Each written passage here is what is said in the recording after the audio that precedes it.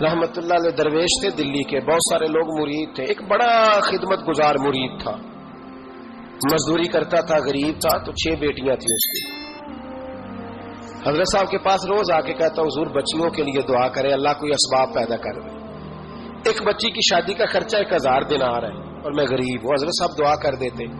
خانقاہ شریف کے تھوڑے ہی فاصلے پر حضرت جہاں بیٹھ کے مریدوں کی تربیت کرتے تھے، اس سے تھوڑا ہی فاصلے پر نا ایک عیسائی رہتا تھا، بڑا مالدار تھا، بڑی سارے اونٹ گائیں بھیڑ بکریاں رکھی ہوئی تھی، اور حضرت شرف الدین رحمت اللہ علیہ کی بڑی مخالفت کرتا تھا. اور یہ جو آپ کا غریب مرید تھا یہ اس کا پڑوسی تھا. ایک دن بلا کے نا ان کو کہنے لگا کہ تو کدھر جا کے جو ہے وہ ٹکرے مار رہا ہے، وہاں سے کچھ نہیں ملنے والا. وہ تجھے کیا دیں گے جن کی خانقاہ خود چندے پہ چلتی ہے، مدرسہ چندے پہ چلتا ہے، مسجد چندے پہ چلتی ہے، تیری بیٹی کا معاملہ کہاں حل ہوگا؟ تو اس درویش نے کہا کہ تو میرے پیر کو نہیں جانتا، تو مجھے میرا محبوب نہیں ڈٹھا، تو پتہ نہیں نا، تو اس رستے کا مسافر نہیں، تو نہیں جانتا. ان کا بس چلے نا تو وہ ہر قیمت میں میری بیٹیوں کی شادی کرا دیں. اب وہ عیسائی تھا، کہنے لگا اچھا چلو ٹھیک ہے، اگر اتنی بات ہے نا تو جاؤ ان سے جا کے کہہ دو کہ 6 سال کے لیے میرے ساتھ معاہدہ کر لیں، تو میرے جانوروں کو چارہ ڈال دیا کرے، 6 سال ڈیوٹی کرے، میں 6000 دینار دے دیتا ہوں. وہ میرے ساتھ 6 سال میرے جانوروں کو چارہ ڈالے رکھتے ہیں نا آپ، چارہ ڈالنے کے لیے ایڈوانس پیسے دے کے.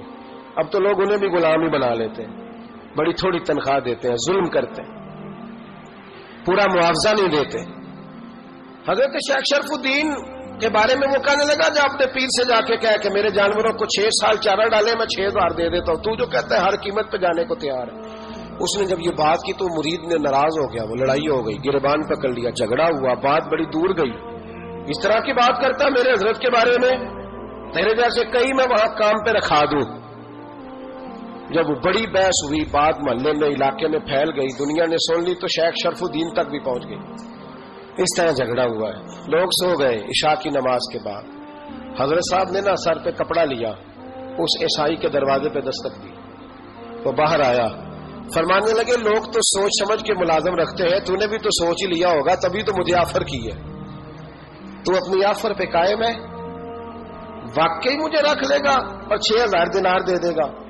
کہنے لگا جا بابا کام کر اپنا. فرمایا نہیں، تو نے اتنے لوگوں میں بات کی، اتنی بحث ہوئی، تو قائم ہے؟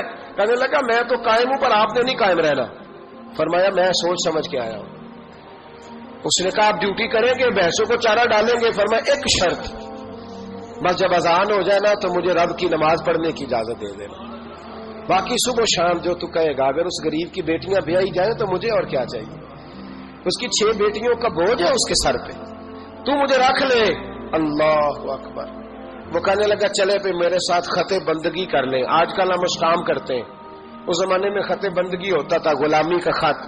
قاضی شہر کے پاس، یعنی اس کا خیال تھا کہ چلو اس ٹام کی بات کروں گا تو بھاگ جائیں گے. فرمایا چل میں تیار ہوں. قاضی تک گئے، طے ہو گیا، 6000 دینار دے دیے. حضرت نے مرید کو بلایا، فرمایا پتر یہ لے جا میری بیٹیوں کو روانہ کر دے. کہنے لگا حضور یہ کیا کر رہے ہو آپ، کچھ سوچیں. فرمایا یار جب تجھے بیٹا بنا لیا تو پھر میری پوتیاں تو لگتی ہیں نا، میرا حق تو بنتا ہے نا، جا کے ڈیوٹی کر، ان کو بیاہ دے. بات پھیل گئی. بادشاہ بھی عقیدت مند تھا، وہ 12000 دینار لے کے پہنچا.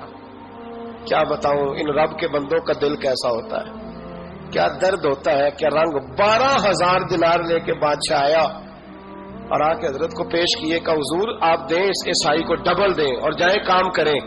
آپ فرمانے لگے تو پیسے دے، شرطیں نہ لگا، میرا جہاں دل کرے گا میں خرچ کروں گا. مجھے تو مزہ ہی اب آنے لگا ہے، ابھی تو لطف آ رہا ہے، ابھی تو ذائقہ آیا ہے کچھ کرنے کا. پیسے دینے یا تو دے، پابندی نہ لگا، جہاں میرا دل کرے گا میں. اس نے کہا حضور ٹھیک ہے رکھ لے. حضرت نے فجر مسجد میں پڑھی، جیب میں 12000 دینار تھے. اعلان فرمایا بھی کسی اور کی بیٹی بھی بیٹھی ہے تو پیسے میرے پاس ہے. وہ 12000 دینار بھی بانٹ دیا، اور 12000 دینار بانٹ کے نا تو پھر چلے گئے کھیت میں چارہ کاٹنے. اس عیسائی کو کسی نے بتلایا کہ ان کے پاس تو 12000 آیا ہے پر تجھ سے جان نہیں چھڑائی انہوں نے، کہ وعدہ یہ ہوا تھا کہ 6 دیں گے تو جائیں گے، جب تک دیں گے نہیں تیرے گھر میں کام کریں گے. وہ نا چارہ کاٹ رہے تھے. حضرت صاحب تو وہاں پہنچ گیا، دور جا کے کھڑا ہو گیا، کہنے لگا بابا پہلے تو میں نے مسلمانوں کے اخلاق سنے تھے، اب تو میں نے دیکھ بھی لیے، پر یہ بتا جب 12,000 آیا تھا جان کیوں نہیں چھڑائی؟ تو حضرت چارہ کاٹتے کاٹتے رو پڑے، فرمانے لگے تو نہیں نہ جانتا یہ بیٹیاں سانجی ہوتی ہیں، پتہ نہیں نا، میرے رسول پاک نے تو حاتم تائی کی بیٹی کے سر پہ کپڑا رکھ کے کہا تھا بیٹیاں برابر ہوتی ہیں، تو یہ نہیں پتا جب اس کی 6 بیٹیوں کی شادی ہوئی ہے میرے اندر روحانیت کتنی بڑی ہے۔ فرمایا پھر 12,000 آیا ہے تو 2-4 بچیاں پھر گئی ہیں، تو یہ نہیں پتا میں اندر سے راضی کتنا ہوں، میں تیری نوکری کرتا رہوں گا، پتہ نہیں اللہ کتنی بیٹیوں کو بیاہ دے گا۔ اتنا رویا وہ عیسائی کے پیروں میں بیٹھ گیا، کہنے لگا بابا میں نے تیری مخالفت کی ہے پر تیرے قریب آ کے پتہ چلا ہے کہ تو بہت اونچے اخلاق کا مالک ہے، اور اگر تیرا یہ مقام ہے تو تجھے اخلاق سکھانے والے محمد عربی کی شان کتنی ہوگی۔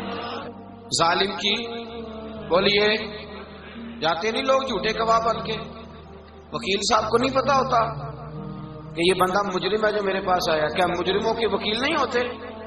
بولے تو اس کو پتا نہیں ہوتا وکیل صاحب کو کہ یہ صاحب مجرم ہے، میرے پاس مقدمہ لے کے آئے، اور اگر بے ادبی نہ ہو جائے تو میرا خیال ہے قاضی عدالت کو بھی پتا ہوتا ہے کہ مجرم کون ہے اور مظلوم۔ میرے نبی پاک صلی اللہ علیہ وسلم نے اس قدر زیادہ سختی فرمائی اس مسئلے میں، فرمایا جس کو پتا تھا کہ فلاں آدمی ظالم ہے، ظلم کر رہا، پھر وہ ظالم کا گواہ بنا یا اس نے ظالم کی مدد کی، کتنی کی؟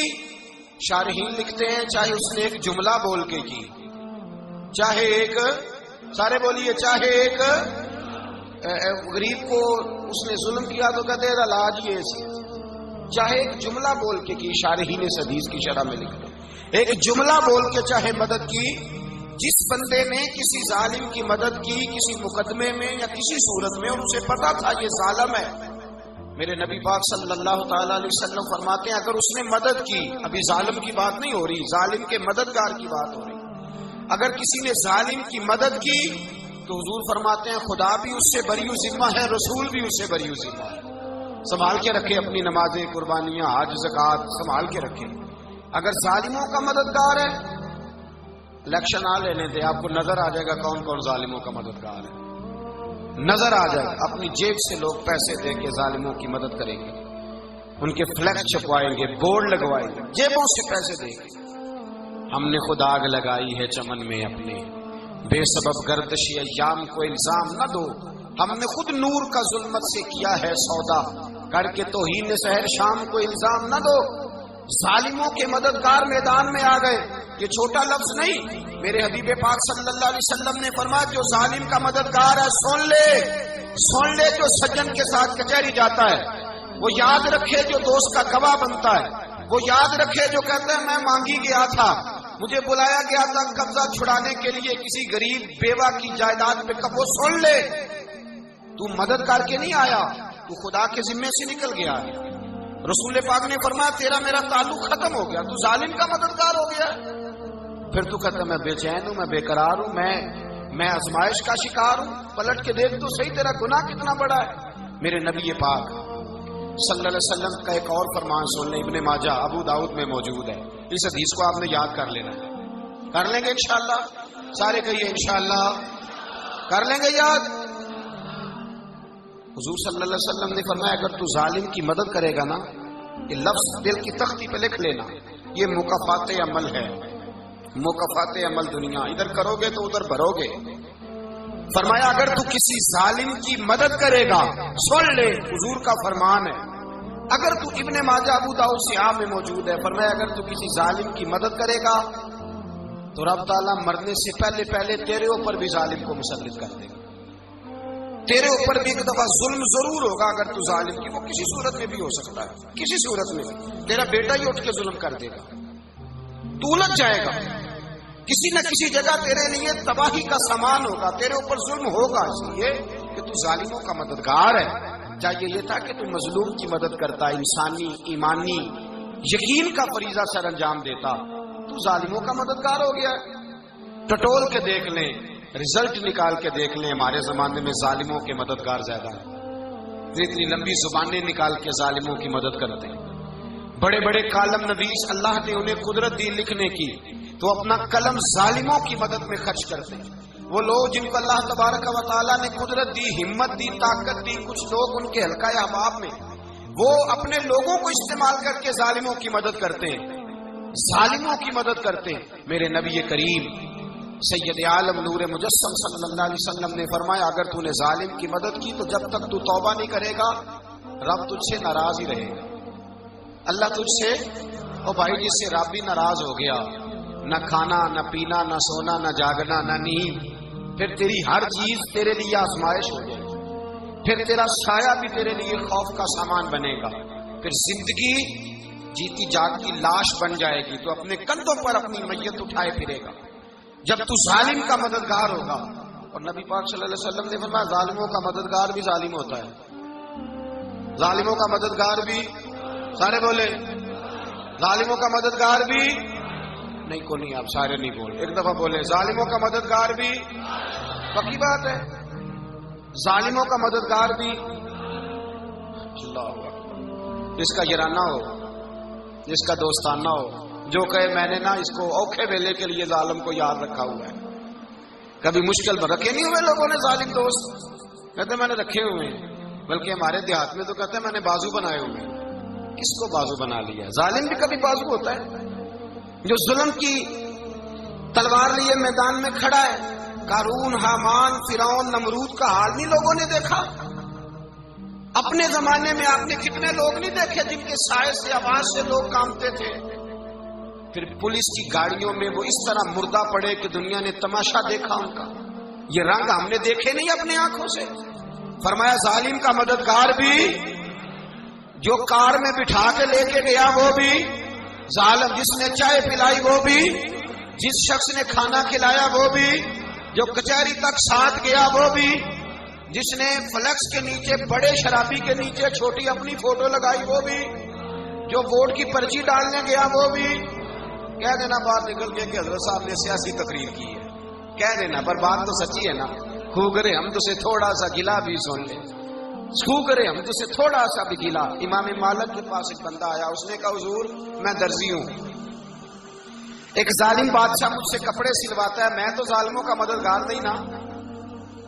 ایک ظالم بادشاہ مجھ سے، حضور میں تو مددگار نہیں نا ظالموں کا، جو فرمایا ظالموں کا مددگار بھی ظالم ہوتا ہے، تو کپڑے لے کے آتا ہے میں سی کے دے دیتا ہوں، ذمہ داری نہیں۔ یہ ایک آدمی دکاندار ہے، اس سے کوئی بندہ چیز خریدنے آئے گا تو تھوڑی کہے گا میں نے نہیں دینی، تو دے گا۔